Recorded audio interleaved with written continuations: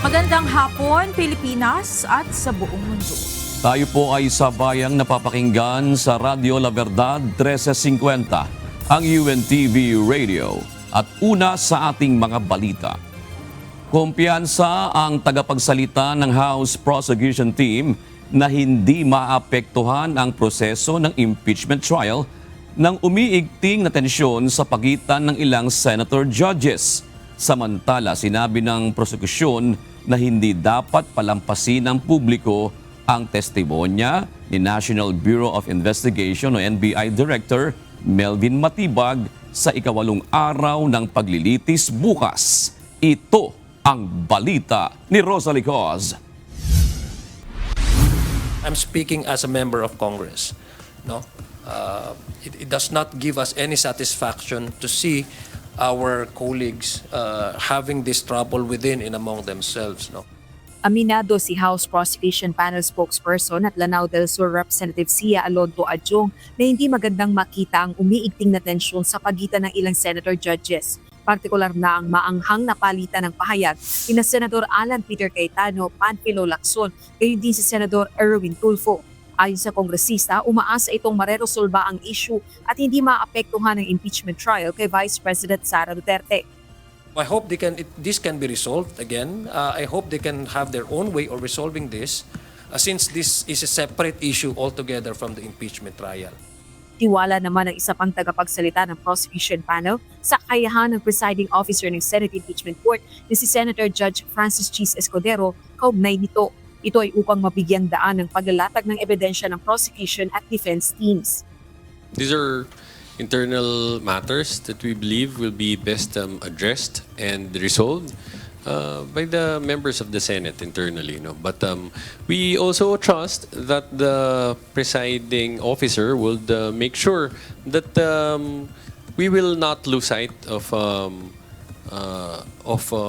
the matter that should be the main focus of everyone involved in these impeachment proceedings, which is to allow the process to continue, no? And allow the parties to present their respective evidence in a proper and efficient manner.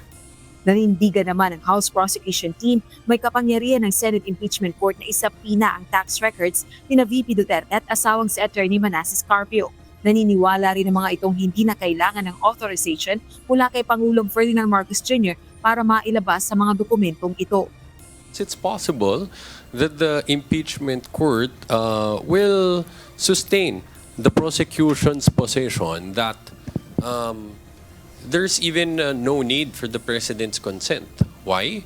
Because the Constitution trumps special laws. So, para makita ang buong katotohanan, mayroong karapatan at kapangyarihan ang Senate sitting as an impeachment court para i-compel ang BIR na ipresenta ang mga dokumento na ito. We feel that it will no longer be required for the president, again, for the president to intervene in this matter because that already sufficient for the BIR to release this ITR by virtue of a subpoena power that will be issued by the impeachment court.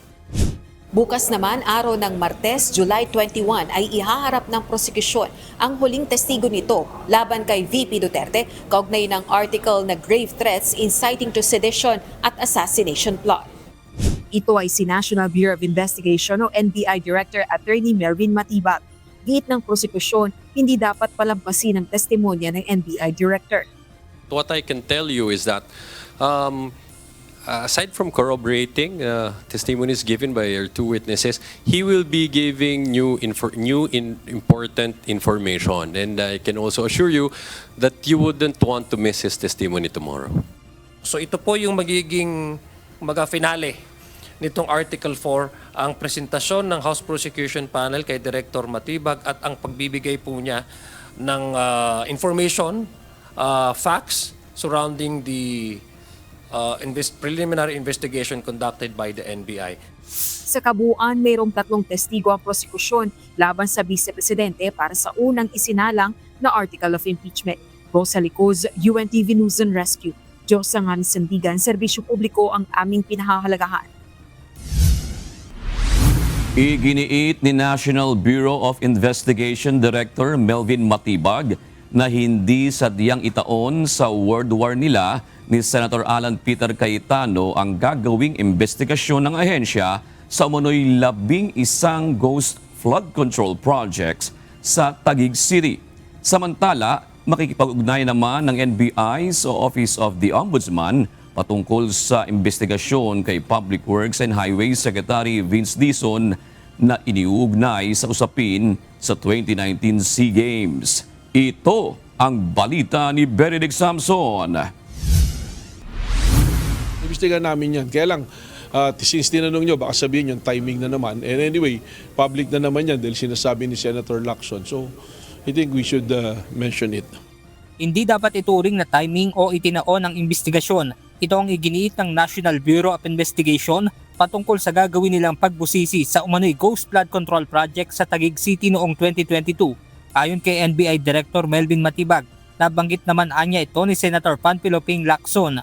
Well, in fact, we're already investigating kasi noong 2022, meron siyang 11 proyekto dyan na somehow related sa mga pinangalanan na top 15 contractors. Sa isang social media live video, sinagot naman ni Senator Alan Peter Cayetano ang alegasyon. Sa mga taga-Taguig, sa mga lumaban para mapaganda Taguig, wala nang baha sa Taguig ngayon, konting ulan. All over the Philippines, all over Metro Manila, baha-baha na. Pero sa atin, awa ng Diyos, maayos. Pero tayo ang iimbestigahan nila. Meron daw Diskaya projects, meron din po sa Baguio City, meron din sa Pasig, sa buong Metro Manila. Pero bukod tangi, di ba, sino nga ba yung may picture kasama yung mga Diskaya? Hindi ba si Senator Ping Lacson? Pero ako imbestigahan, hindi siya. Dagdag pa ni Senator Cayetano, nararapat na magsabi ng totoo ang Department of Public Works and Highways kaugnay ng kanilang ulat sa mga proyekto sa Taguig City. So today, ang news, sinabi ng DPWH Secretary Vince Dizon, verify nila pag may ghost. I hope hindi siya magpa-pressure and I hope he tells the truth because 3 beses niya na sinabi sa akin na verify nila at walang ghost sa Taguig. Bukod sa mga flood control projects, iimbestigahan din ng NBI ang mga unliquidated na gastos ng Philippine SEA Games Organizing Committee kahit tapos na ang palaro. Ang malinaw dito ang binabanggit kasi namin yung sa PISGOC yung mga unliquidated na expenses, sa rental, just to give you something. In 2023 may binayaran pa silang rental na mga 300 million So tapos na yung event, may binabayaran pa din consultancy na almost 400 million. Samantala, makikipag-ugnayan na rin ng NBI sa Office of the Ombudsman patungkol sa gagawin nilang investigasyon kay Public Works and Highways Secretary Vince Dizon.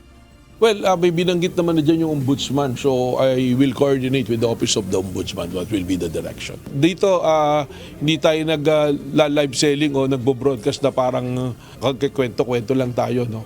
We have all the documents to support, the evidence to support, the testimony to support us. Sa isang pahayag, sinabi ng Citizens Crime Watch na nananawagan sila sa NBI na ipagpatuloy ito ang investigasyon sa issue kahit pa napawalang sala na ng Ombudsman ang kalihim. Aniya, ito ay dahil sa hirap sila makakuha ng dokumento matapos ang mahigpit na restriksyon noong panahon ng COVID-19 pandemic. Ngunit para kay Secretary Dizon, handa at panatag siya kung sakaling ipatatawag man siya sa gagawing investigasyon patungkol sa 2019 SEA Games. May nagkaso na dyan Gaban sa akin, gaban sa iba't ibang mga opisyales, pero na-dismiss na yan December 2021 pa. So, kampante tayo dyan. Pero at the same time, kung mayroong mga investigasyon, kampante din tayo magko-cooperate yan. Kasi, malinis ang konsensya natin at naniniwala tayo na napakaayos ng mga facilities na yan at napakaayos ng paggagawa. Benedict Samson, UNTV News and Rescue. Diyos ang aming sandigan, serbisyo publiko ang aming pinahahalagahan. Sinagot ng Malacanang ang aligasyon ni Senator Alan Peter Cayetano na hindi sinang-ayunan ni Pangulong Ferdinand Marcos Jr. ang ipinapanukala nitong 10,000 pisong ayuda sa kada pamilyang Pilipino. Samantala, iginiit ng palasyo na hindi dapat magalit si Senador Cayetano kung hindi naman ito natatakot sa anumang issue ng korupsyon kaugnay ng 2019 SEA Games. Ito ang balita ni Nel Maribohok. Noong 2021, going into 2022, sabi ko marami pang hindi nakaka-recover, so kaya ng ating budget magbigay. Pero pagkapanalo ni President Marcos, ayaw niya. Mismong si Pangulong Ferdinand Marcos Jr. umano ang tumanggi sa ipinapanukala ni Senator Alan Peter Cayetano na pamamahagi ng 10,000 pesos na ayuda sa kada pamilya na bumabangon mula sa pandemya matapos siyang manalo sa pagkapangulo noong 2022 elections. Ito ang inihayag ng senador kasunod ng inanunsyo ni PBBM noong nakaraang linggo na mas pinalawak na programang United Package for Livelihoods, Industry, Food and Transport o UPLIFT. Ayon kay Palace Press Officer Undersecretary Claire Castro, kongresista pa lang si Senator Cayetano ay isinusulong na ang panukalang ito at itinuturuan niya ang ibang tao sa kabiguan na ito ay umusad. Ito nga ay sabi natin na noon pa ito ipinapanukala. Pero hindi ito umandar, hindi ito umusad, kaya naninisi ng iba. So hindi pa po Pangulo si Pangulong Marcos Jr. dito, ng mga panahon na ito. At ng July 24, 2021, no hindi nga po umusad, ang sabi niya, let's give people 10K, not 10K excuses. Again, dahil hindi ito umuusad sa Kongreso, muli, naninisi siya ng iba. Paliwanag pa ng palasyo ang pagbibigay ng 10,000 pisong ayuda sa kada pamilya ay tinuturing na isang panukalang batas na ang dapat munang umaksyon ay ang mambabatas. Kung kakayanin naman anya at maganda naman ang idudulot ng panukala, hindi naman ito imposibleng makapasa. Kung wala pa po siyang nagagawa, wala pong masasabing ni-reject ang Pangulo dahil wala po nga siya nasisimulan. Itong mga kahinaan ni Senator Alan Cayetano, kabagalan, at hindi at walang kakayanan sa pagtupad sa kanyang pangako ay huwag niya pong ipahid sa ibang tao. Samantala ayon sa Malacanang, hindi dapat magalit si Senator Cayetano kung hindi natatakot sa anumang issue ng korupsyon na may kaugnayan sa 2019 SEA Games. Kung hindi naman po siya natatakot sa anumang issue ng korupsyon, sa bilyon-bilyong pera or pondo na naibigay dito sa PISGOC, ayan, hindi naman po siguro siya manggagalaiti. Kaya naman po niya siguro itong i-liquidate. So ang tanongin niyo po, kung inyo siyang makakausap, na-liquidate niyo po ba yung bilyones na pondo na inilaan para sa 2019 SEA Games? Pangalawa, sino-sino kaya ang nagbigay ng donasyon para sa 2019 SEA Games? Na i-report din po kaya ito? Giit ni Yusek Castro, mandato ng National Bureau of Investigation o NBI na mag-imbestiga ng mga issue patungkol sa korupsyon. Nananatili rin anya ang tiwala at kumpiyansa ng Pangulo kay Public Works and Highway Secretary Vince Dizon na idinadawit sa issue bilang dating President at CEO ng Bases Conversion and Development Authority o BCDA. Nel Maribuhok, UNTV News and Rescue, Diyos ang aming sandigan, serbisyo publiko ang aming pinahalagahan. Susundin ng palasyo ang desisyon ng House of Representatives na gawing simple ang ikalimang State of the Nation address si Pangulong Ferdinand Marcos Jr. Tinayak ni Palace Press Officer Undersecretary Claire Castro na walang makikitang sino mang celebrity performer o direktor sa SONA. Wala pong celebrity directors or mga big A-listers na magpe-perform. So, simple lang pero dignified ang gagawin pong pagsasagawa po ng isang national event katulad po ng SONA. Handa na ang Philippine National Police para sa ipatutupad na seguridad sa ikalimang SONA ni Pangulong Ferdinand Marcos Jr. Bagamat walang seryosong banta na natatanggap ang pambansang pulisya, magpapakalat pa rin ang mahigit 20,000 pulis para sa okasyon. Ito ang balita ni Lea Ilagan. Just like any other event, we are monitoring and we will be acting on any information that we will be receiving. Isang linggo bago ang ika-5 State of the Nation address ni Pangulong Ferdinand Marcos Jr., nagpahayag na ng kahandaan ng pambansang pulisya sa ipatutupad na seguridad. Ayon kay PNP Public Information Office Acting Chief, Police Colonel Allen Reyco, nasa mahigit sa 20,000 security forces ang i-deploy kahit na wala silang namomonitor na seryosong banta. That includes all other security forces, other agencies coming from the AFP, BFP, Coast Guard, MMDA, all other agencies, as well as yung support, yung reserve unit po natin for crowd control. Gayunman, magpapatupad aniya sila ng signal jamming at no-fly zone sa lugar. Normal naman po yung no-fly zone na ano na yan. Of course, again, this is to address all threats na kailangan po nating ma-answer. Full alert status? Most probably. As of now, wala pa pong ibinababa ang ating leadership, but we suppose na most probably ito po ay ibababa natin when the time comes. Posible din aniya ang pagtataas ng alerto ng PNP ilang araw bago ang sona ng Pangulo. Nagbabala naman ang pambansang pulisya sa mga magtatangkang magsunog ng FEG. Pagka umabot na po sa punto na nanggugulo na at umabot na nga, kung umabot man sa ganyan na mga threats, may pagsusunog o panggugulo na, which will endanger the safety of the general public, we will do what is necessary and the full force of the law will be brought about.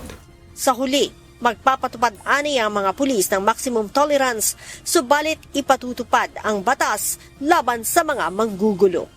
Leia Ilagan, UNTV. News and Rescue. Diyos ang aming sandigan, serbisyo publiko ang aming pinahahalagahan.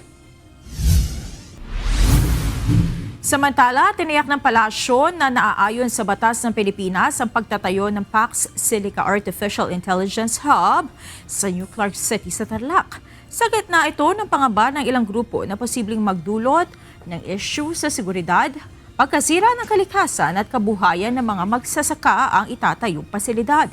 Ayon kay Palace Press Officer Undersecretary Claire Castro, hindi na naisin ni Pangulong Ferdinand Marcos Jr. na mabalewala ang mga interes ng mga Pilipino sa itatayong AI Hub. Sa pahayag naman ng National Water Resources Board o NWRB na binasa ni Undersecretary Castro, tiniyak ng ahensya na walang magiging problema sa supply ng tubig sakaling maitayo ang Tech Hub. Walang anumang ginawa ang Pangulo at ang administrasyon na ito para mag-provoke ng war.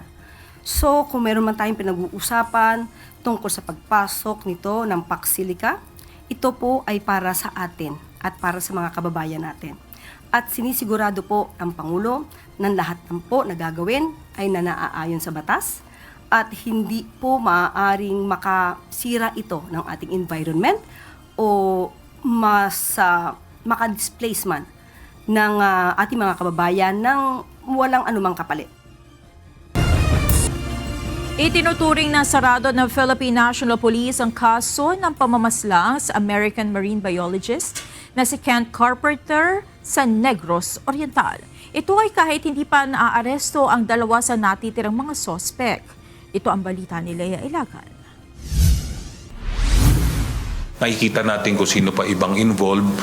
At of course, we will be filing the necessary charges. Nadagdagan pa ang bilang ng mga suspect sa pagpaslang sa American marine biologist na si Kent Carpenter sa Negros Oriental. Ayon kay PNP Public Information Office Chief, Police Colonel Allen Reyco, mula sa 5 suspect umakyat na ito sa 6 sa kasalukuyan. Gayunman, nananatiling 4 pa lamang ang hawak ng mga otoridad. We now have 6 suspects actually sa Carpenter case. So yung nauna pong 2 nahuli, 2 sumurrender, and then yung alias Eden and his brother lumalabas po na kasama din ito. Sinabi pa ni Colonel Ko na nasampahan na rin ang kaso ang mga suspect. So we have now filed yung ina-inquest po yung 2 sumurrender, and yung 4 po, yung 2 lookout at yung 2 wala pa ay regular filing po na final sa prosecution service namin, sa piskalya po. Sa kabila nito, Itinuturing ng solved ng PNP ang pagpatay kay Carpenter. Alam naman po ninyo, once we have identified and filed a case, ay considered po itong cleared. Mas mababa po ito, mas mataas po yung solve. Once, at least one, kung madami po, ay na-apprehend na natin o nahuli, in this case, 4 na nga po ang nasamay natin, it's considered as solved. Nananatili namang pagnanakaw ang motibong tinitingnan ng pulisya sa insidente. July 12 ng gabi nang pasukin ng mga suspect ang bahay ng biktima habang nanonood ito ng TV. Binaril ng isa sa mga suspect si Carpenter na siya nitong ikinamatay habang sinasabing hinalay ng isa pa ang live-in partner nito. Leia Ilagan, UNTV, News and Rescue. Diyos ang aming sandigan, serbisyo publiko ang aming pinahahalagahan. Hindi pa tapos ang investigasyon ng Philippine National Police sa pagpaslang naman sa vlogger na si Mima Alicia sa Caloocan City. Ayon kay PNP Public Information Office, Acting Chief Colonel Alan Reyco, nasa 2 suspect sa ngayon ang iniimbestigahan pa. Ayon sa opisyal, ang personal na kaugnayan ng biktima sa dati nitong karelasyon ang isa sa tinitingnang motibo sa krimen. Yes, as we understood, merong konting naging problema sa kanila nung nag-break up na sila, and there were even some cases filed between the two of them. So kaya lang po natin sila tinitignan. Si Alicia ay binaril noong Biyernes sa loob ng kanyang sasakyan sa Caloocan City kasama ng kanyang bagong karelasyon. Humarap na ngayong araw sa tanggapan ng Metropolitan Manila Development Authority o MMDA ang enforcer na naaktuhang dumaan sa EDSA busway nitong weekend. Nagpaliwanag ito sa mga otoridad sa umano'y dahilan ng kanyang ginawa. Ito ang balita ni Bernard Dadis. Hindi kasya yan, sir. Hindi kasya. Pasabitan dito, hindi kasya. Ikot na lang kayo, ikot kayo ron. Hindi kasya yan. Hindi kasya, oh. Patama ako rito.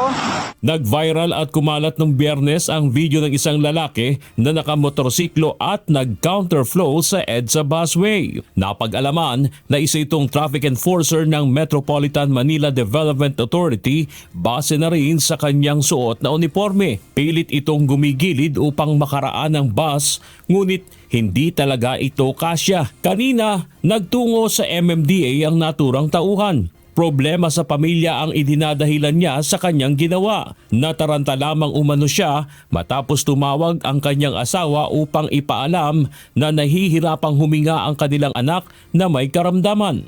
Dala lang po ng problema sa aking pamilya. Lalo na po sa aking anak na PWD. Inamin din niyang nakainom siya ng alak nung mga oras na yon. Ako po ay humingi ng paumanhin sa isa po namin. Sa dami po na nag-viral po sa akin. Stress po ako sa aking pamilya po. Sana po mapatawad po nila ako sa ginawa ko ng kasalanan. Handa naman anyang harapin ang kahihinatnaan ng kanyang pagkakamali. Una nang pinatawa ng 5,000 pisong multa ang naturang enforcer at papatawan pa ng dagdag na administrative sanction. Ayon pa sa MMDA, sasailalim ito sa investigasyon para sa iba pang karampatang parusa. Bernard Dadis, UNTV News and Rescue. Diyos ang aming sandigan, serbisyo publiko ang aming pinahalagahan. Umaabot sa 60 hanggang 70% ng mga mamamahayag sa bansa ang nakararanas ng pagbabanta online at takot sa seguridad. Batayan sa naging obserbasyon ng Presidential Task Force on Media Security. Ayon sa ahensya, karamihan sa mga biktima ay kababaihan. Dahil dito, nakipag-ugnayan na ang ahensya sa Cybercrime Investigation and Coordination Center para maaksyonan ang issue. This is the reason why today's partnerships is not simply about responding to cybercrime, but more about protecting the people who make the truth accessible to every Filipino. Journalism carries a unique responsibility, which is to pursue the truth, make the powerful accountable, and keep the public informed. Magtataas na muli ang presyo ng produktong petrolyo simula bukas. Bukod dito, ayon sa Department of Energy, posibleng maapektuhan ng panibagong oil price hike ang singil sa kuryente kung patuloy na tataas ang presyo ng krudo sa pandaigdigang merkado. Ito ang balita ni Mia Alonzo. Starting tomorrow, the price of gas will have a price increase of 3 pesos and 65 centavos maximum. Diesel, ito yung pinakamalaking jump. Pero sa diesel po, malaki po to kasi bumababa na sana tayo eh. Malaki ang panibagong ipatutupad na taas presyo sa produktong petrolyo simula bukas araw ng Martes, July 21. Base sa anunsyo ng Department of Energy, tataas ng hanggang 3 piso at 65 sentimo ang presyo ng gasolina bawat litro. Ang diesel naman, aakit ng 10 piso at 68 sentimo, habang 11 piso at 77 sentimo ang itataas ng kerosene. Ayon sa DOE, bunsod ito ng muling pag-igting ng sigalot sa Middle East na nagdudulot ng pagkaantala sa supply chain at pagtaas ng presyo ng langis sa pandaigdigang merkado. I would like to explain plainly, no? Because I know fuel prices are on the minds of many Filipinos right now. When prices move, it is felt right away. The Department of Energy is on top of the situation and we are taking active steps to protect our people. Hindi po madali yung trabaho nito. Sa ngayon, tiniyak ng ahensya na umaabot pa sa halos 46 na araw ang kasalukuyang fuel inventory ng Pilipinas. Samantala, ayon sa DOE, posible ring sumunod ang pagtaas ng singil sa kuryente depende sa galaw ng presyo ng fuel sa mga susunod na linggo. We might see an increase in the price of electricity. Similar to what happened in the past, we will be encouraging our distribution utilities to first use the cheaper fuel before using the more expensive fuel. Paliwanag ng ahensya, may ilang power plants na gumagamit ng mas mamahaling fuel. Kaya upang mapigilan ang mas malaking dagdag singil, hinihikayat ng DOE ang mga distribution utilities na unahin ang mas murang pinagkukuhanan ng kuryente bago gamitin ang mas mahal na generation sources. Sa ASEAN tayo ngayon ang pinakamataas. Mas mataas pa tayo sa Singapore for June. Because number one, meron, kunyari sa Visayas, kasi siya talaga yung pinakamahal eh. Dahil talagang may kakulangan tayo sa supply doon. Meron tayong 21 plants na forced outage and therefore, dependent siya talaga sa Luzon at saka sa Mindanao for imported power. Sa July 26 naman, inaasahang ilalabas ang susunod na comparison ng electricity rates sa ASEAN para makita kung mananatili ang Pilipinas bilang bansa na may pinakamataas na singil sa kuryente para sa buwan ng Hulyo. Samantala, ayon naman sa Malacanang, magpapatuloy ang fuel subsidy para sa sektor ng transportasyon na maaapektuhan ng sobrang pagtaas ng presyo ng langis. So, sa budget po for fuel subsidy for PUV drivers and operators, ay may 2.5 billion, katulad na sinabi po natin, na manggagaling po sa 2025 Continuing Fund. At ang Fuel Subsidy Program or Pantawid Pasada Program ay tuloy-tuloy pa rin po. Pero po yung service contracting ay na-implementa po to the fullest at wala na po itong additional funds. Bukod dito, sinabi rin ng DOE na ilan sa kanilang hakbang ang pakikipag-usap sa mga oil company para sa posibleng staggered o paunti-unting pagpapatupad ng price increase, gayon din ang mahigpit na pagbabantay laban sa overpricing at hoarding sa langis. At yung na-report sa amin, pinupuntahan na po yan ngayon. So the enforcement is there. Meron ho kaming 4 na teams from the OIMB at meron ding corresponding teams. Halos ganun din kasami kadaming teams from the 3 field offices of the Department of Energy, Visayas, Mindanao, and Luzon. Habang patuloy na minomonitor ng DOE ang galaw ng presyo ng langis sa pandaigdigang merkado, nanawagan ng ahensya sa publiko na magtipid sa konsumo ng enerhiya upang mabawasan ang pressure sa supply maging sa singil ng kuryente. Mia Alonzo, UNTV News and Rescue. Diyos ang aming sandigan, serbisyo publiko ang aming pinahahalagahan. Narito naman ang mga balita sa iba't ibang panig ng mundo na ihahatid ng ating global correspondent na si Marvy Delphine na nasa Perth, Australia.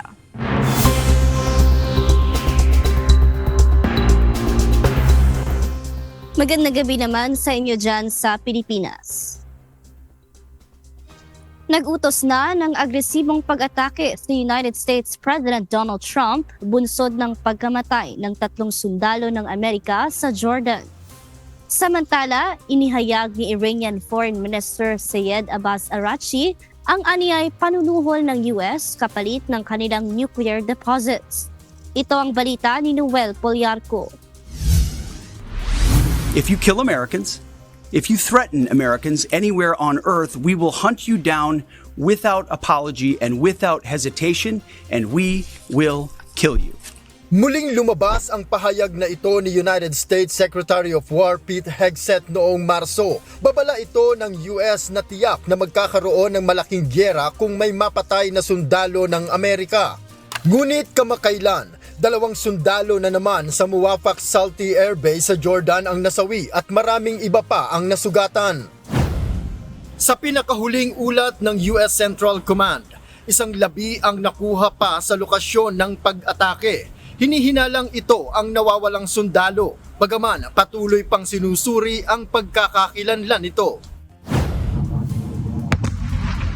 Ang Muwafaq Salti Air Base ang nagsisilbing Air Force hub ng Amerika sa gitnang silangan kung saan nagre-refuel ang mga warplanes nito.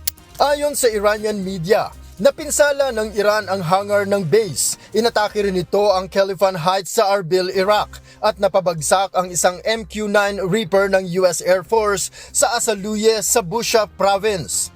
Kinumpirma rin ng US ang evacuation order ng Jordanian government sa mga paliparan at pantalan ng Aqaba dahil sa taas ng tensyong militar.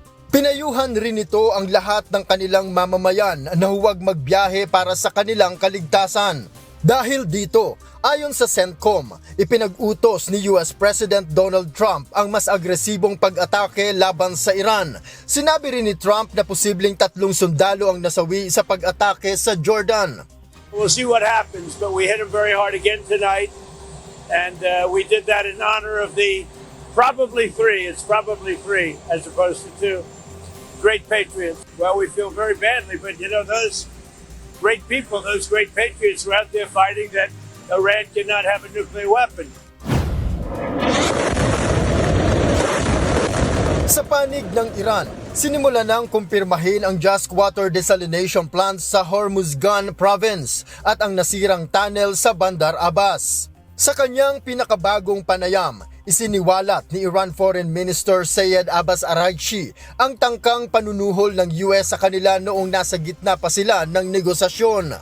گفتم ما اینا رو تجربه کردیم و وایستادیم با ما یه جور دیگه باید حرف بزن ما نمیتونیم ما رو تهدید بکنیم نمیتونیم ما رو تطمیع بکنیم. Ayon kay Araghchi, tumatak sa kanila ang bagay na iyon dahil para sa kanila, hindi silang mga kinatawan ang sinusuhulan kundi ang buong Islamic State ng kanilang bansa. Aniya, iginiit noon ng mga opisyal ng Amerika na tutulungan ng US na mapaunlad ang Iran. Isukulang nila ang kanilang uranium deposit, bagay na pinanindigan ng Iranian officials. Kaya ngayon, hindi na anya sila magtitiwala at itutuloy nila ang kanilang opensiba. فلان میکنیم بیسار میکنیم اینو میسازیم اونو میسازیم که من اونجا بهش گفتم غنیسازی ما فروشی نیست این یه چیزی هست که مردم ایران 20 سال به خاطرش تحریم کشیدن دانشمنداشون شدن خون پاش رفته ما میتونیم بفروشیمش. Pinabulaanan rin ni Araghchi ang ulat na pumayag ang mga puwersa sa Kurdistan region sa Iraq na suportahan si Trump sa laban. Aniya, nakausap niya ang mga opisyal sa Kurdistan, ang Prime Minister ng Iraq at ang Foreign Minister ng Turkey upang magbigay babala na huwag sumali sa gyera. Nagbigay naman aniya ng kumpirmasyon ang mga ito na hindi makikialam. Samantala, nangangamba ang Israel na sa pagpuntirya ng Iran sa Jordan ay posibleng umabot na sa kanila ang pag-atake ng Iran. Nagbabala si Defense Minister Israel Katz na kung magkakaroon ng spillover sa kanila ang mga pambobomba, gagamitan nila ng buong puwersa ang Iran na walang anumang kondisyon. Sa ngayon ay nagpaplano na ang Israel Defense Forces sa gagawin nilang hakbang sakaling magkaroon ng pag-atake sa kanila. Katunayan, namataan sa kauna-unahang pagkakataon ang submarine ng Israel Navy sa pantalan ng Eilat na bahagi umano ng military activity ng IDF at posibleng i-deploy na oras na kakailanganin. Noel Polyarco, UNTV News and Rescue. Diyos ang aming sandigan, serbisyo publiko ang aming pinahahalagahan. Hayagang nangako ng suporta ang North Korea sa Russia laban sa gera nito sa Ukraine. Samantala, patuloy na nananawagan si Ukraine President Volodymyr Zelensky sa mga bansang kaalyado nito dahil hindi na maaaring patagalin pa ang tulong na kailangan nila, lalo't tinamaan din ang paggawaan nila ng armas. Ito ang balita ni Bradley Robuza.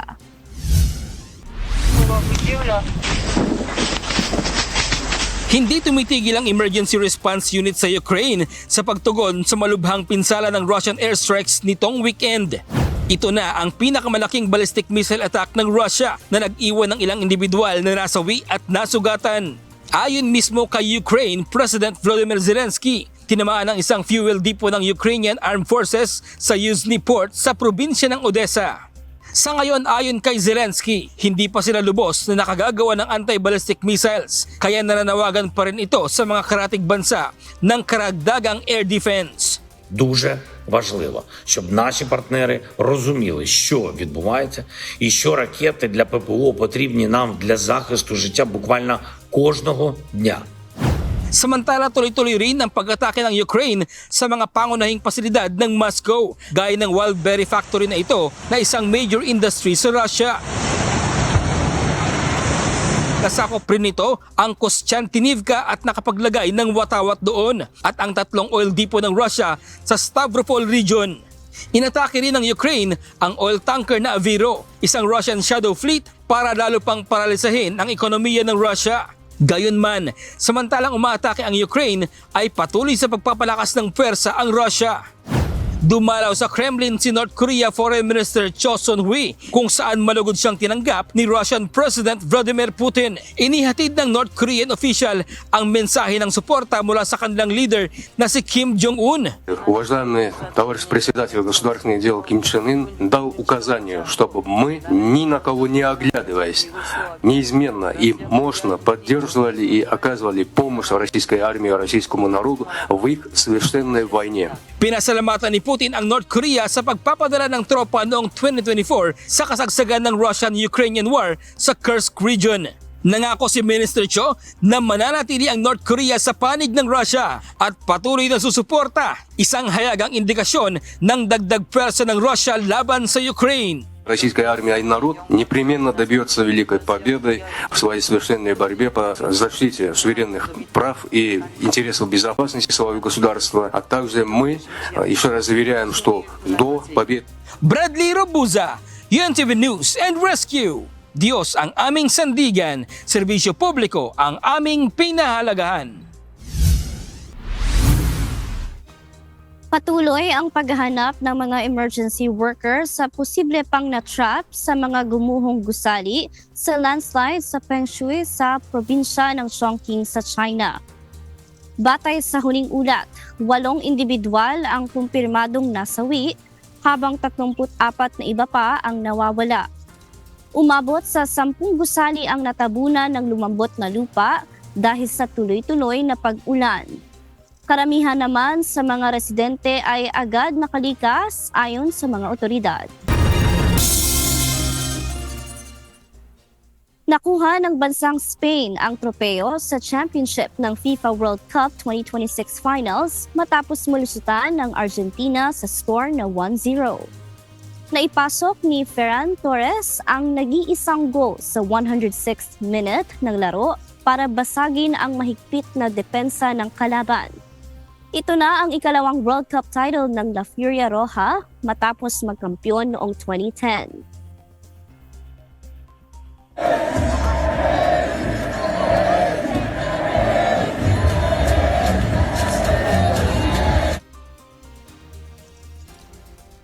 Emosyonal naman ang soccer legend na si Lionel Messi habang isinisigaw ng kanyang mga fans ang kanyang pangalan. Umaasa sana ang soccer icon na magiging maganda ang iiwan niyang resulta sa kanyang huling laban sa FIFA. Aniya, hindi ang pagkatalo ang nagpaluha sa kanya, kundi ang maalala ang lahat ng kanyang naging hirap para marating ang estado niya ngayon sa larangan ng soccer. At ang malaking respeto ng mga fans sa kanya, hindi lang sa Argentina, kundi sa buong mundo. At yan ang pangunahing balita sa labas ng Pilipinas. Mula dito sa Perth, Australia, ako si Marvy Delphine. Magandang gabi.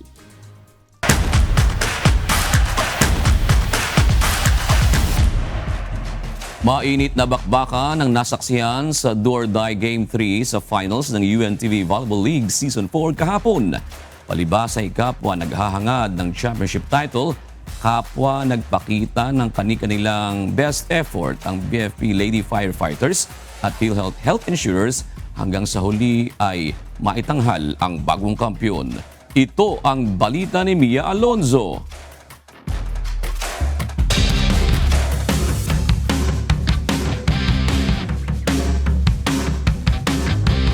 Makapigil hininga ang naging tapatan sa pagtatapos ng UNTV Volleyball League Season 4, kung saan kapwa nagpakita ng matinding depensa at mahihigpit na pag-atake ang BFP Lady Firefighters at PhilHealth Health Insurers upang makamit ang pinakaaasam na kampyonato ngayong season. And that's gonna be it!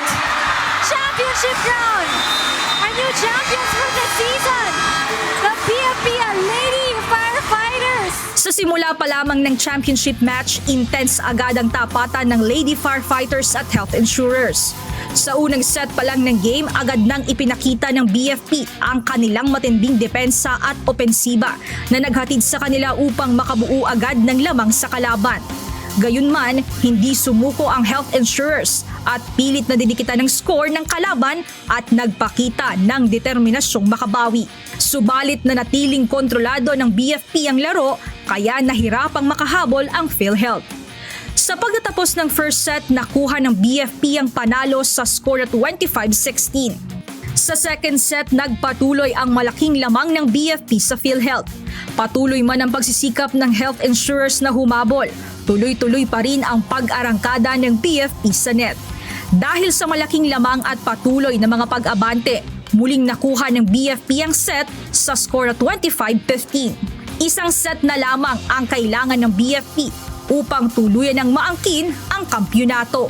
At huling pagkakataon na lamang din para sa PhilHealth para baligtarin ang sitwasyon at agawin ang titulo. Kaya naman sa ikatlong set, biglang uminit ang laro ng PhilHealth. Mas naging organisado ang kanilang depensa, stratehiya at mga atake.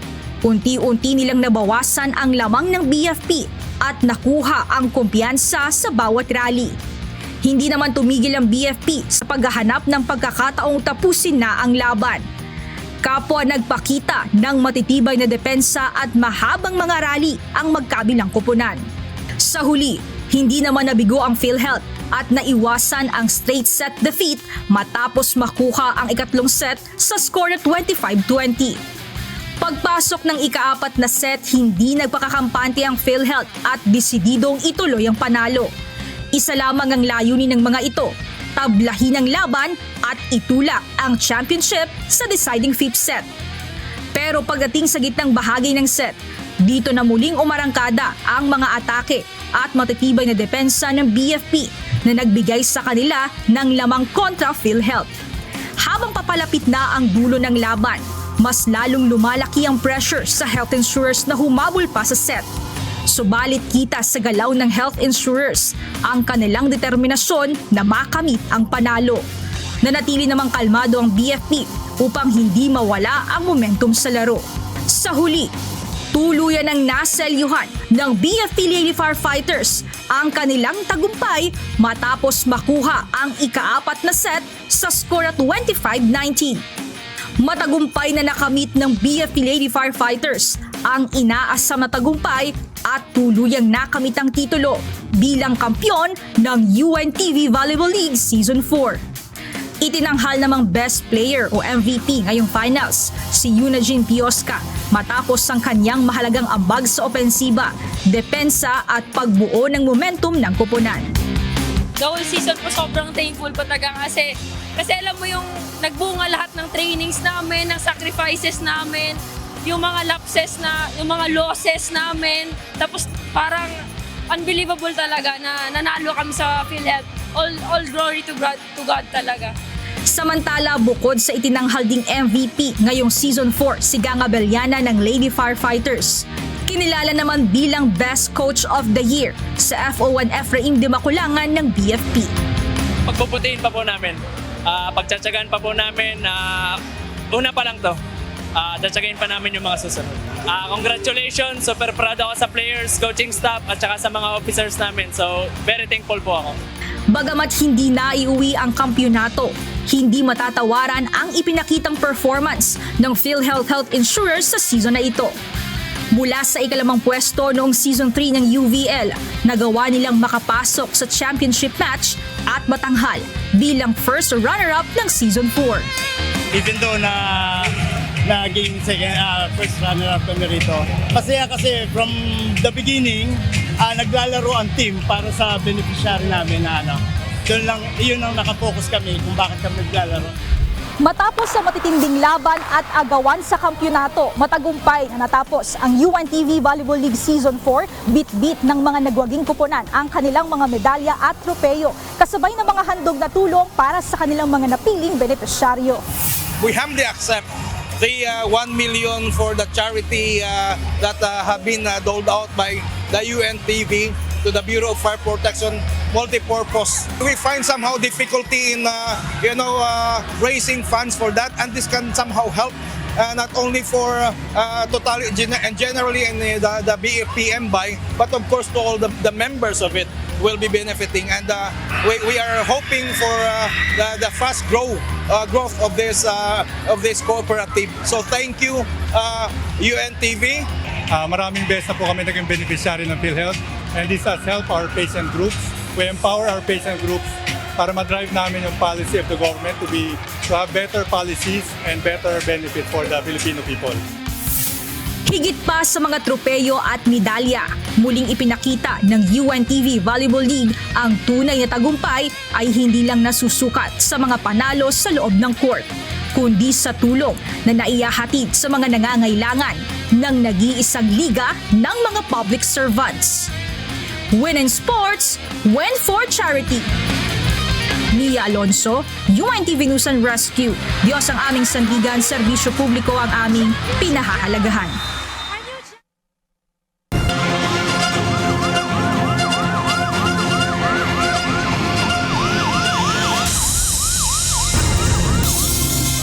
Isang rider na nagtamo ng sugat sa bukong-bukong ang agad na nirespondihan ng UNTV News and Rescue Team matapos masangkot sa isang motorcycle crash. Ito ang balita ni UNTV News and Rescue Responder Lizelle Nael.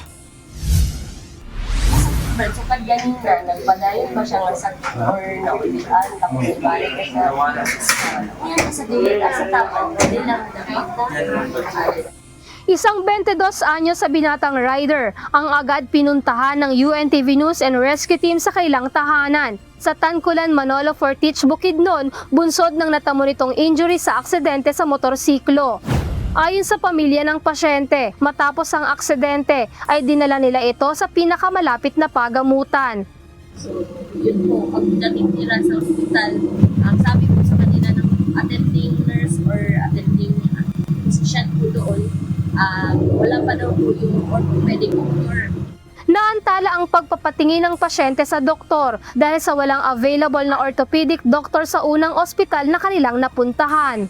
Kaya't nagpasya ang kanyang pamilya na umuwi muna sa bahay at humingi na lang ng tulong sa UNTV News and Rescue upang maihatid ang pasyente sa Northern Mindanao Medical Center para sa karagdagang atensyong medikal. Sinuri ng team ang kondisyon ng pasyente at agad na kinuha ang kanyang vital signs bilang bahagi ng paon ng assessment.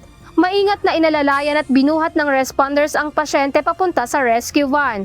Pinalitan din ng team ang splint sa kanyang kaliwang bukong-bukong ng isang soft splint upang makatulong sa mas maayos sa immobilization ng nasabing pinsala. Nagtamo ang pasyente ng deformity at gasgas sa kaliwang bukong-bukong na nangangailangan ng karagdagang pagsusuri at gamutan. Makalipas ang mahigit 1 oras sa biyahe, ligtas namang naihatid ng team ang pasyente sa Northern Mindanao Medical Center. Sa mga nangangailangan ng agarang tulong sa panahon ng aksidente o sakuna, maaaring makipag-ugnayan sa UNTV News and Rescue Hotline 8911-UNTV o 8911-8688. Kasama ang Misamis Oriental News and Rescue Team. Lizel Nael, UNTV News and Rescue. Diyos ang aming sandigan, serbisyo publiko ang aming pinahahalagahan. Tinangka umanong umalis ng bansa ni dating House Speaker Martin Romualdez sa kabila ng umiiral na Precautionary Hold Departure Order o PHDO sa kanya ng korte. Samantala, iniimbestigahan na ng Office of the Ombudsman ng dating House Speaker kasama si dating Congressman Zaldico at iba pa sa mga reklamong plunder at paglabag sa anti-money laundering law. Ito ang balita ni Dante Amento.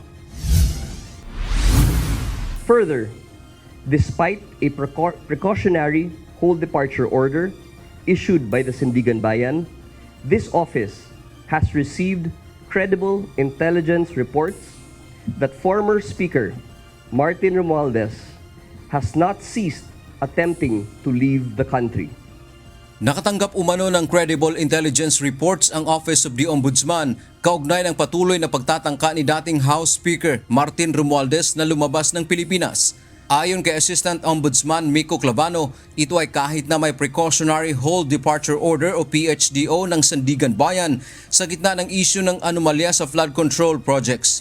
Dahil dito, formal na nanawagan ang Ombudsman sa lahat ng mga kaugnay na ahensya ng pamahalaan na maging mapagmatsyag at tiyaking hindi makakaalis ng bansa si Romualdez. Hindi naman isinasantabi ng Ombudsman na hahanap ito ng ibang paraan para makatakas. The office calls on all relevant agencies to make sure that this does not happen. Samantala, inanunsyo rin ng Ombudsman ang nakatakdang preliminary investigation laban kay dating Speaker Romualdez, dating Congressman Zaldico at ilang iba pa kaugnay ng flood control scandal, partikular sa kasong plunder at paglabag sa Anti-Money Laundering Act. Sa investigasyon ng Ombudsman, lumalabas na si Romualdez ang central figure sa isang scheme kung saan ang mga pampublikong pondo na dapat ay para sa flood control projects ay dinala sa mga pribadong kamay. Ang reklamo ay base sa mga sinumpaang pahayag ng 8 dating security personnel ni dating Congressman Co na mismong nakasaksi sa paglilipat ng pera patungo kay dating Speaker Romualdez. Bukod sa mga saksi, mayroon ding nakitang independent evidentiary trail mula sa mga money exchange companies at bank transfers na nakaugnay sa dating House Speaker. Suportado rin ito ng mga record mula sa Anti-Money Laundering Council o AMLAC. Ang nakuhang pera ay ginamit umano sa pagbili ng mga luxury house, condominium at iba pang malalaking investment. Nilinaw ng Ombudsman na ang reklamong ito ay bahagi pa lamang ng preliminary investigation at ang mga respondents kabilang si Romualdez ay bibigyan ng pagkakataong sagutin ang mga akusasyon bago magpasya kung itutuloy ang kaso sa Sandigan Bayan.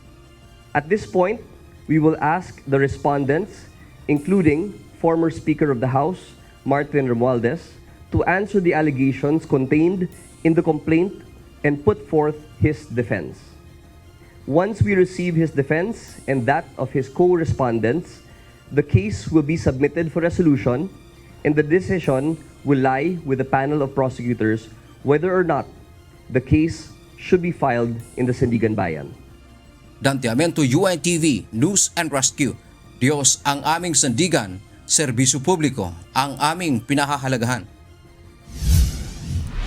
Suportado ni Pangulong Ferdinand Marcos Jr. ang pagkondena ng gobyerno ng Pilipinas sa AI-generated video na inilabas ng China Daily na naglalarawan sa mga Pilipino bilang unggoy. Ayon sa Palace Press Officer Undersecretary Claire Castro, napanood ito mismo ng Pangulo at hindi niya ito katanggap-tanggap sa punong ehekutibo. Kaugnay nito, ipinauubaya na ng palasyo sa Department of Foreign Affairs ang desisyong ipatawag ang Chinese ambassador ukol sa issue. Kahit sino man sa Pilipino hindi magiging maganda ang pagtanggap, hindi matatanggap yung ganung paglalarawan sa mga Pilipino na bilang unggoy. Siguro meron lang tayo ilang opisyal na tanggap na sila yung unggoy, pero ang Pangulo ay hindi. Walang anumang dahilan na maikakatwiran ng China Daily sa paglalabas ng kontrobersyal na AI-generated video ayon kay Defense Secretary Gilberto Teodoro Jr. Mariing pahayag ng kalihim, hindi ito maidedepensa ng pamahalaan ng China. Nananawagan din ito sa Pilipinas sa huwag magpadala sa mga paliwanag ng China kaugnay ng issue. Ito ang balita ni Brian Lacanlale. Hindi pwedeng maghugas kamay din ng China dito. Kaya wala sila sigurong masagot. Kaya yung spokesman ng DFA nila, parang hindi handa yung script, no? At huwag tayong malalaglag dito sa wala silang kinalaman. Hindi kayang bigyan ng sapat na paliwanag ng China ang inilabas nilang AI-generated video na umahamak sa mga Pilipino na anyay isang lantad o state-sponsored na inilabas ng Chinese media. Iginiit din niyang hindi dapat ihambing ang mga hakbang ng China sa mga bansang tumutulong sa Pilipinas dahil magkaiba ang konteksto ng kanilang mga ginagawa. Sinabi rin ng kalihim na ang naturang AI video ay nagpapakita ng saloobin ng China sa Pilipinas at taliwas sa ipinapakita nitong mabuting intensyon sa bansa. Kasunod ito ng naging palitan ng pahayag ni Senator Robin Padilla at PCG spokesperson for the West Philippine Sea, Rear Admiral J. Tariela, kaugnay ng AI video na inilabas ng China Daily. Well, I think there's no justification sa action ng China ngayon. And there's no comparison with what China is doing with others that are helping us. No. Yung comparison na yon ay hindi proper dahil ito overt act, nilabas talaga nila to. Etong mga ibang tumutulong sa atin na na-include niya, hindi naman kinukupkup yung teritoryo natin at saka walang overt media na lumalabas na ganyan. Ito state-sponsored overt media ito, hindi matatanggihan. Samantala, tinanong din ng kalihim tungkol sa naging pahayag ni Senator Padilla sa plenaryo na siya ay isang komunista sa kabila ng pagiging reservist ng Armed Forces of the Philippines. Ayon kay Secretary Teodoro, nararapat umanong pag-aralan ng Armed Forces of the Philippines ang usapin at isagawa ang naaayon nitong proseso. Well, the AFP probably should take note of that and do its processes accordingly. No? Ipinagtanggol rin ng kalihim ang Transparency Initiative ng pamahalaan sa usapin ng West Philippine Sea dahil sa pagpuna ng ilang personalidad. Ayon sa kalihim, layunin lamang ng inisyatiba na ilahad sa publiko ang mga aktwal na pangyayari sa West Philippine Sea at hindi ito dapat tutulan. Aniya, kung mawawala ang transparency, China lamang umano ang makikinabang. My comment is the Transparency Initiative is for the best national interest of this country. Ito ay nagbigay ng katotohanan sa laban ng Pilipinas para sa West Philippine Sea. Ang West Philippine Sea na laban ay pampublikong laban yan. So, yung pagtuligsa sa Transparency Initiative ay delikado. Kasi ito'y makakabenepisyo sa isa lang na bansa. China lang yan. Nagbabala naman ang kalihim sa mga nagsusulong ng joint exploration sa China na maging maingat dahil posible umanong pain lamang ito upang makapasok ang China sa bansa. Aniya, hindi maaaring isakripisyo ang pansamantalang benepisyo kapalit ng pangmatagalang interes at kapakanan ng Pilipinas. Ryan Lacanlale, UNTV News and Rescue. Diyos ang aming sandigan, serbisyo publiko ang aming pinahahalagahan. Nagtamo na malaking sugat sa ulo ang isang tauhan ng Philippine Navy na nakaistasyon sa BRP Sierra Madre. Sa ulat ng Armed Forces of the Philippines, lumapit sa barko ng Pilipinas ang Rigid Hull inflatable boat ng China na may sakay na 8 Chinese Coast Guard. Nagpaikot-ikot sila sa BRP Sierra Madre habang kinukuhanan nito ng larawan at video. Dahan-dahan naman itong itinaboy ng Navy personnel. Gayunman, naging bayolente at agresibo ang tugon ng Chinese Coast Guard at pinagpapalo ang mga sundalo. Kinondena ng AFP na Department of National Defense at National Task Force for the West Philippine Sea ang ginawa ng China. Ayon sa DND, ito ay malinaw na panghahamon at patunay na hindi mapagkakatiwala ng China. Tinanong ng ilang senator judges ang prosekusyon at depensa tungkol sa kanilang posisyon sa mosyong ipasubpina ang bank at tax records ni Vice President Sara Duterte kaugnay ng nagpapatuloy na impeachment trial. Sa pagtanong ni Senator Judge Pia Cayetano na ikumpara ang hiling na subpina sa pagsisilbi ng search warrant. Ito ang balita ni Ivana Alvarez live. Eban, paano sinagot ng prosekusyon ang tanong ni Senator Cayetano sa umunoy paghahalintulad ng hiling nilang subpina sa isang search warrant?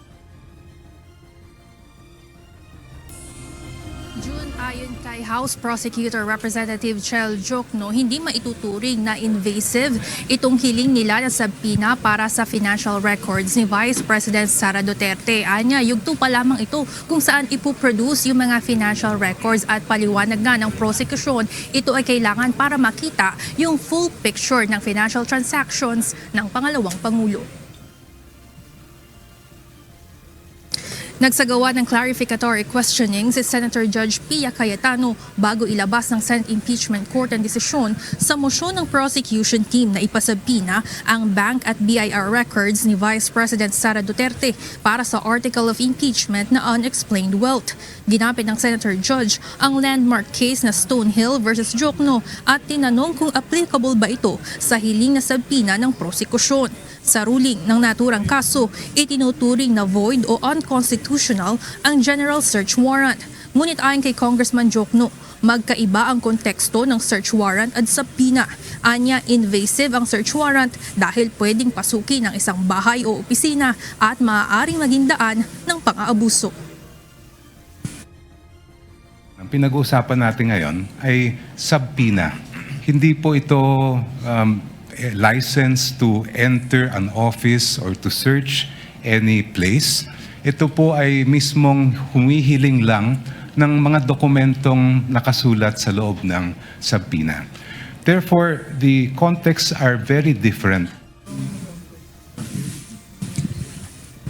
Ayon sa House Prosecutor, kailangang mabusisi ang mga naturang records upang malaman ang buong katotohanan sa mga akusasyon laban sa bise. Definiteness at relevance rin anya ang standard ng subpina na tiniyak nitong naabot naman ng prosekusyon. Ultimate fact umano na may naimpok na hindi maipaliwanag na yaman si VP Duterte na hindi umano tumutugma sa kanyang sahod bilang isang public official. Habang itinuturing namang evidentiary facts ang ulat ng Anti-Money Laundering Council o AMLAC na may 6.7 billion pesos na covered at suspicious transaction reports na dumaloy sa bank accounts na iniuugnay kina VP Duterte at asawa nitong si Attorney Man Scarpio mula taong 2007 hanggang kasalukuyan. We want to see the entire picture. Kaya po namin hinihingi yung BIR records, pati yung mga bank records, and even the Anti-Money Laundering Council records para makita po natin yung buong story as far as both the assets, liabilities, and net worth are concerned and the lawful, and if there is unlawful income acquired by the respondent. Ngunit para sa defense team, unlawful ang naging disclosure na ito ng AMLAC sa House Justice Committee. Hindi rin umano sapat para tawaging unexplained wealth ang paglaki ng yaman ng bise sa nakalipas na 20 taon. Nanindigan si Defense Counsel Attorney Michael Powa na fishing expedition ang ginagawa ng prosekusyon at inihalin tulad nito ang hiling na subpina na isang search warrant laban sa bise. Subpoena and a search warrant are very much similar in that both are compulsory processes. No? So, yes, hindi tayo papasok sa bahay ng isang tao o ng nasasakdal, but it will be intrusive because we will be opening up all the financial transactions for, sabi nga dito, almost 20 years of the respondent. Anya, hindi ma-pinpoint ng prosekusyon kung kailan nangyari ang umano'y pagkamkam ng Vice-Presidente nang hindi maipaliwanag na yaman. Dagdag pa nito, kung kailan naisampa na ang reklamo sa hukuman ay saka lamang naghahanap ng mga ebidensyang susuporta dito ang prosekusyon sa pamamagitan ng paghingi ng lahat ng financial records ng Vice na protektado umano ng confidentiality at privacy sang-ayon sa batas. So ang tanong namin, saan ba dito yung relevant or material? Kasi lahat na po ng records hiningi eh. So, and this bolsters our theory, of course with all due respect to the opposing side, na kaya namin tinatawag o kaya namin natawag na fishing expedition ito. Kasi lahat na ng records hiningi pero hindi naman matukoy which would actually be relevant, which would actually be evidentiary to the accusations they have made under the articles of impeachment. June ang hiling ng pagsasabina ng prosekusyon dito sa financial records ni VP Sara Duterte ay hindi nangangahulugan na gagamitin na agad ang mga ito bilang ebidensya sa hukuman. Gusto lamang ng prosekusyon na magkaroon ng authorization itong Senate Impeachment Court o maglabas sila ng subpoena para ma-produce o mailabas yung mga dokumento kaugnay nga dito sa mga financial transaction ng Vice. Ibang usapan pa ang pagpepresenta o pagkakaroon ng formal offer of evidence para sa mga naturang dokumento. Yan muna ang update. Balik sa inyo dyan, June. Maraming salamat, Ivana Alvarez. Naungkat sa pagpapatuloy ng impeachment trial ngayong araw ang reklamong impeachment laban naman kay Pangulong Ferdinand Marcos Jr. na na-dismiss na ng Kamara. Sa gitna ito ng clarificatory questions ng isa sa center judges kaugnay ng request ng prosekusyon na ipasubpina ang bank at tax records ni Vice President Sara Duterte. Ito ang balita ni Rosalie Coz live. Rosalie, paano ba naungkat ang naisantabi ng impeachment complaints laban kay PBBM sa impeachment trial kay VP Duterte? June, binuksan ni Senator Judge Alan Peter Cayetano yung issue ng mga inihahing impeachment complaint laban kay Pangulong Ferdinand Marcos Jr. sa Kamara sa ika-7 araw ng impeachment trial kay Vice President Sara Duterte. Ito ay nagtanungi ng Senator Judge kung may kaakibat pang authentic records ang inihaing impeachment complaints laban kay Vice President Sara Duterte ng grupo ni na Joel Saballa at Nathaniel Cabrera. Ang mga reklamong impeachment na ito idineklara ng House Justice Committee na may probable cause at pinagtibay ng Kamara na impeach sa Kamara si VP Duterte matapos makitaan ng probable cause ang mga reklamo, samantalang isinantabi naman ng House of Representatives ang mga reklamong impeachment laban kay PBBM dahil sa pagiging insufficient in substance. Pakinggan natin ang palitan ng pahayag sa pagitan ni na House Prosecution Panel Member Akbayan Party List Representative Shel Jokno at Senator Judge Alan Peter Cayetano.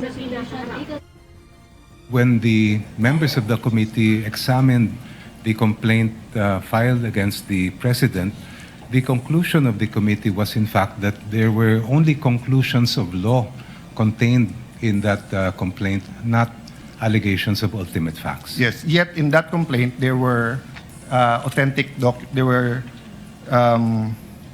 documents attached, authentic records, and the House did not ask na masupina yung AMLA, BIR, and bank records of the President.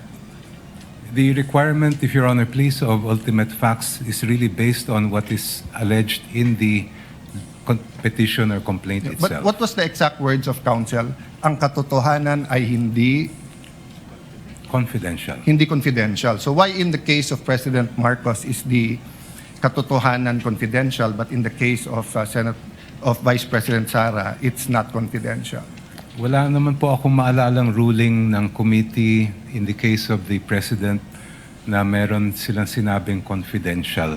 No, What I recall is that the conclusion was that the complaint did not allege ultimate facts. So there was a conclusion even before asking for all of this. But in this case, there was a conclusion that there's no nexus between the president and an impeachable offense. In this case, walang authentic documents pero humihingi ng supina kasi yung katotohanan hindi confidential. Ang panindigan naman ng Defense Counsel ni VP Duterte, walang ultimate facts sa mga reklamong impeachment laban sa Vice Presidente, dahilan para questionin nila yung nangyaring proseso sa House of Representatives sa Supreme Court. In the Saballa and Cabrera complaints, wala pong ultimate facts at wala din pong evidence or evidentiary na nakakalakip doon po sa mga complaints, and which is the very issue that we brought up to the Supreme Court. Samantala, bago naman ito ay may ipinuntong issue si House Prosecution Panel Member at Akbayan Party List Representative Jokno kaugnay ng clarificatory questions ng Senator Judge. Ayon kay Representative Jokno, mandato ng House of Representatives ang pag-initiate ng isang impeachment complaint, pero paglilinaw naman ni Senator Judge Cayetano, hindi nito kwini-question yung ginawang proseso ng Kamara. I would have to raise an issue with respect to whether this honorable court is acting as an appellate or review court of what happened during the House proceedings. The power of to initiate an impeachment complaint is exclusively lodged with the House, while the power to try and decide that impeachment case is exclusively lodged with this honorable court.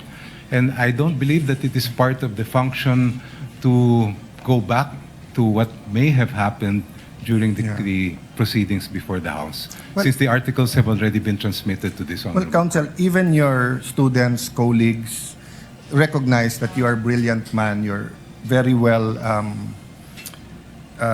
learned sa law, but minsan mabilis. Kasi actually, that's not where I was going. Binaliktad ko lang. In the absence of authentic supporting record, what factual basis did the prosecution rely on to say that the allegations were sufficient in form and substance? If I recall correctly, Your Honor, please, there were some attachments to both complaints. And I'm not aware of any rule in the House of Representatives as far as impeachment cases are concerned that limit what may be discussed or investigated by the committee to only what is contained and attached to the impeachment complaint. I'm not questioning.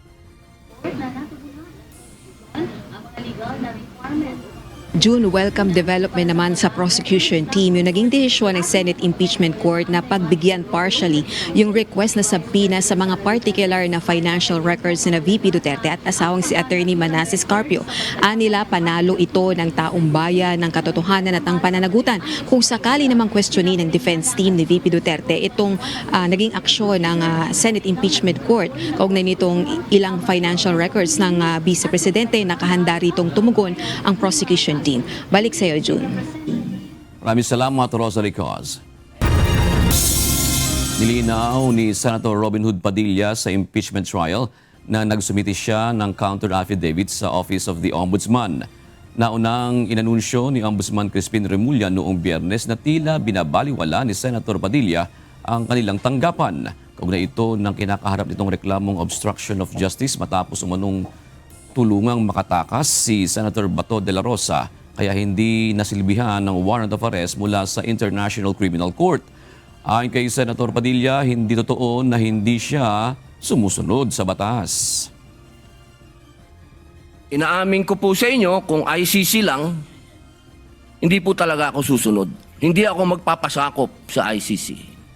Pero dahil ginagalang ko po ang ombudsman, dahil siya po ay aking kaibigan, na itinuturing, dahil nagkaroon na po kami ng napakahabang kwentuhan sa aking opisina nung siya po ay kalihim ng hustisya, nag-file po kami. Ito po, hawak ko po ang original. Dahil sa akin po, importante ang original. Ito po ang original, nakalagay po dito. Nag-file ako. Sagot ng Office of the Ombudsman, hindi umano nag-reflect sa kanilang system ang sinasabing counter-affidavit ng senador. Bagamat hindi ho siya nagre-reflect sa aming sistema, and it had already, the time to file a counter-affidavit had already lapsed. So we will rely on what our system says, and we will take it from there. No? Natapos ang talakayin ngayong hapon ng Senate Impeachment Court ang nangyaring oral arguments noong nagdaang linggo. Kaugnay ito ng hiling na ipasabpina ang tax and bank records Vice President Sara Duterte na bahagi ng Article 2 ng reklamo laban sa kanya. Ito ang balita ni Jed De Resina live. Jed, ano ang naging desisyon ng Senate Impeachment Court sa hiling ng prosekusyon na paglalabas ng financial records sa VP Duterte? Monica, naglabas na nga ng desisyon itong Senate Impeachment Court kaugnay doon sa naganap na oral arguments itong nakaraang Miyerkules, July 15. So kanina, hinimay ng korte yung kanilang mga desisyon dito sa bawat financial records sina Vice President Sara Duterte at kanyang asawa na si Attorney Manasseh Scorpio na hiniling ng House Prosecution Panel na isabpina para magamit dito sa nasabing paglilitis. Ilan sa desisyon na inilabas ng Senate Impeachment Court ngayong hapon na ibinaba ni Presiding Officer Francis Chis Escudero ay pinayagan ng korte ang pag-issue ng subpoena duces tecum sa Bureau of Internal Revenue Commissioner para sa mga dokumentong mula 2007 hanggang 2021.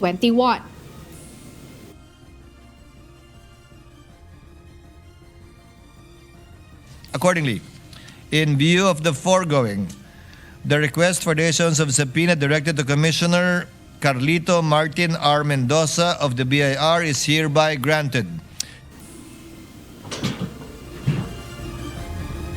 Paliwanag ni Senator George Escudero, layunin ng dokumento o ng mga record na ito ay gamitin lamang upang magtakda ng factual baseline ng yaman at kapasidad na pinansyal ng respondent bago ang kanyang kasalukuyang termino.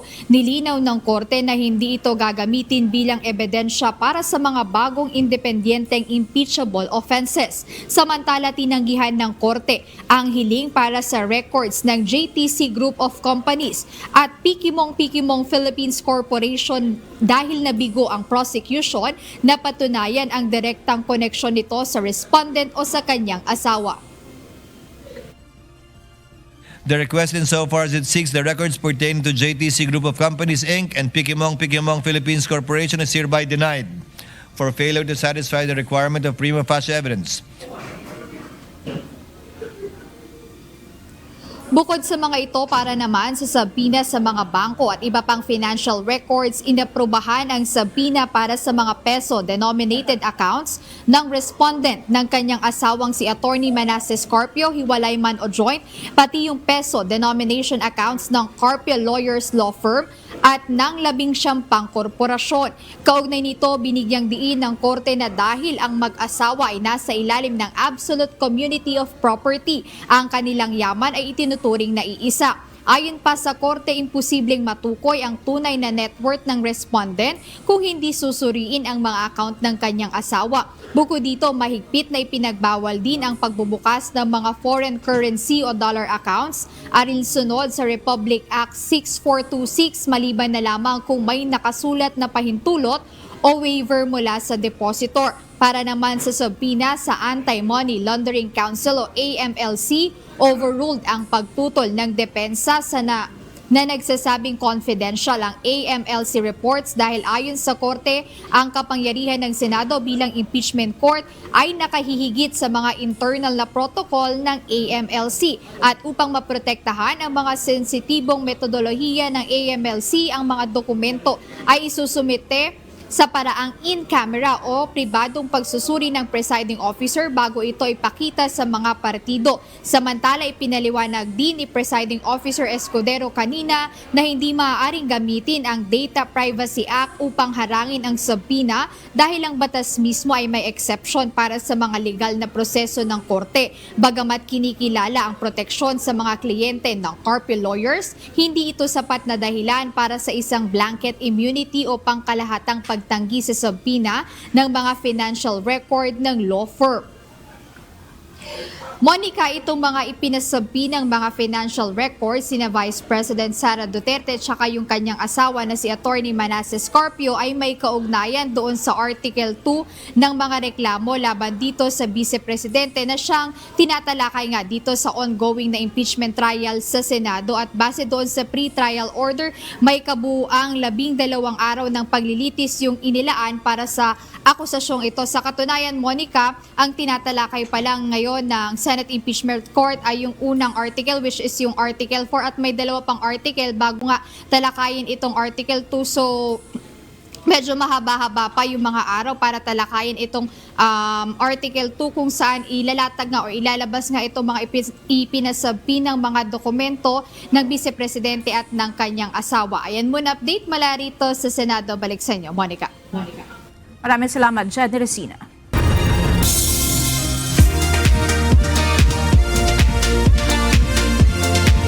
Gumawa ng kasaysayan sa larangan ng entertainment ng FIFA World Cup kahapon. Nagsama-sama sa New York, New Jersey Stadium ang ilan sa mga pinakasikat na global performers para sa inaabangang halftime show ng pamosong Men's World Soccer Game. Ito ang balita ni Maven Carizo. Powerhouse performance ang inihandog ng mga global artists na itinampok sa first ever FIFA World Cup Finals halftime show kahapon. Pinangunahan ng Queen of Pop na si Madonna ang historic lineup of artists na nagtanghal sa New Jersey Stadium. Kasama niya bilang guest ang Brazilian footballers na sina Ronaldinho at Ronaldo.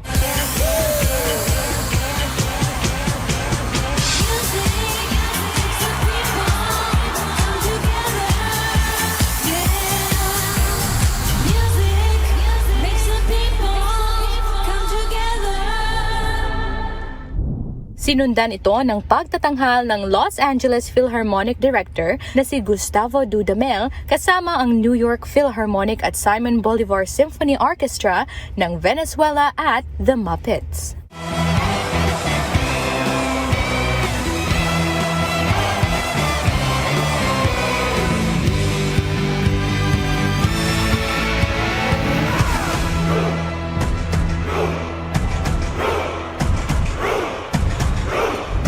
Isa naman sa highlight ng halftime show ang inaabangang performance ng global K-pop superstars na BTS. So let's go! Hey!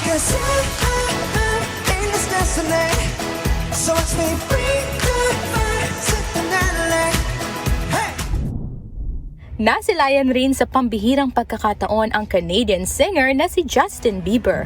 And maybe we find love in these moments. We don't even have to try. I could write a song, but my words just wouldn't do. So I sing hallelujah, hallelujah, baby.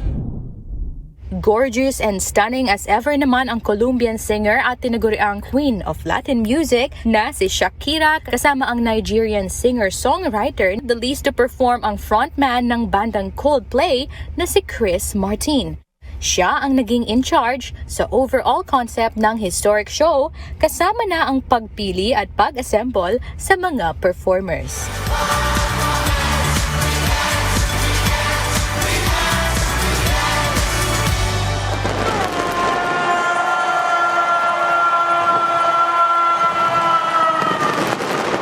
Maven Carizo, UNTV News and Rescue. Diyos ang aming sandigan, serbisyo publiko ang aming pinahahalagahan. Narito naman ang salita ng Diyos na ating sandigan mula sa aklat ng awit 34 at 1 na nagsasabi, Aking pupurihin ang Panginoon sa buong panahon. Ang pagpuri sa Kanya ay laging sa aking bibig.